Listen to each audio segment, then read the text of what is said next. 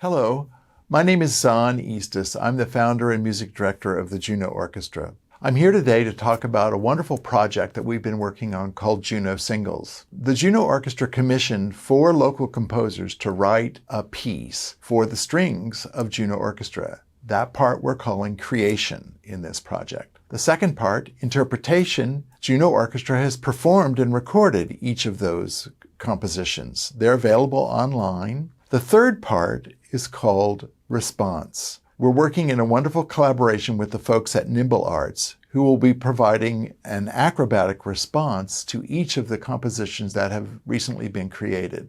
The fourth part of this project is that when the pandemic is completely over, we hope to get everyone back together, a large audience, the orchestra, the composers, and Nimble Arts, and have a great festive opportunity to hear all 4 of these pieces in performance with Nimble Arts. So watch for announcements about that. For now, we'll turn it over to the folks at Nimble Arts and let them explain a little bit about their process, how they created the response that you're going to see, and how it all fits together from their point of view.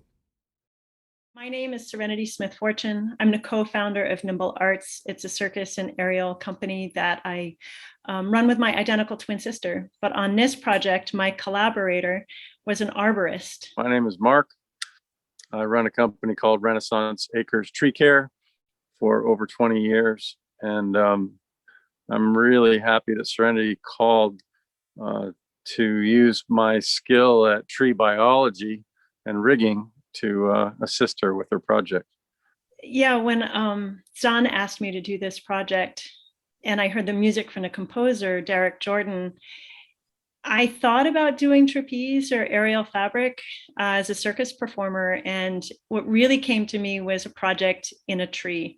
And I'd done a little bit of work with Mark last year when we couldn't perform indoors. So we were doing everything out of doors. So this music really inspired me to work out of doors to really give voice to the trees and to the world, the natural world that we really need to help give a voice to. So I called Mark and I said, Mark, if I were to do this project in a tree, would you have one in mind? And you immediately said yes.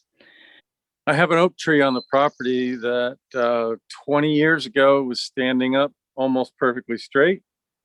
And then over the years, the ice storms and the late snowstorms and gravity has taken its toll. And that tree has slowly tipped over to past 45 degrees. So you could almost walk right up out over it.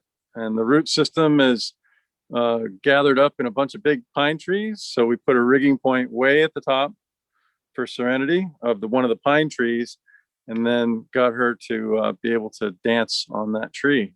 And I've been saving it for a long time, and I'm so glad that it finally found a purpose. So other than my own enjoyment.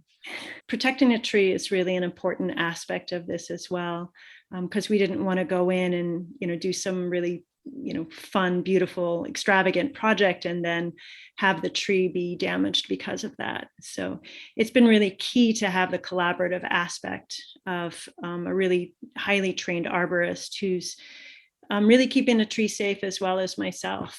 And then I could really explore, and this is mostly an improvisational piece inspired by the music. It was a response to the music that Derrik Jordan wrote, but definitely a response to the tree, to the rigging point as it was put up in the tree.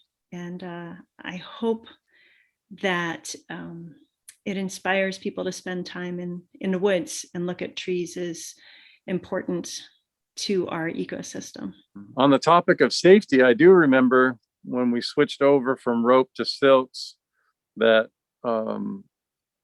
we had to change the way we rigged everything to make sure that we didn't put stress on the tree, and we were actually stressing the pine tree, the straight up large pine tree behind it.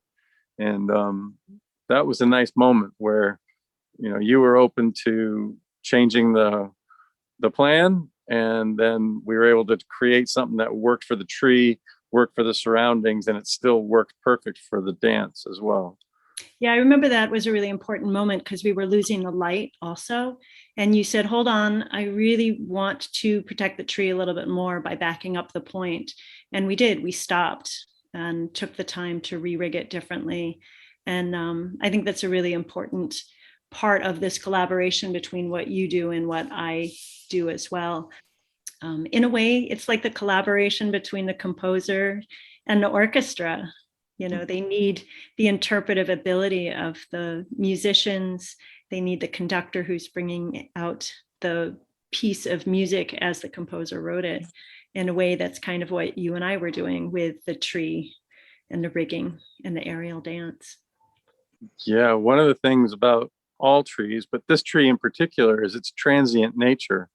Although they live longer than we do, this tree at this angle, with gravity acting upon it and the wind and the ice and the snow load acting upon it, it's a very special moment in its life that it got a chance to participate with Serenity. And it won't always be there. So I've watched the tree change its shape and its form as the stresses have grown on it. And to see Serenity's costume and the way that she was moving in the tree with the tree all interact together was really beautiful. And I hope you really enjoy it.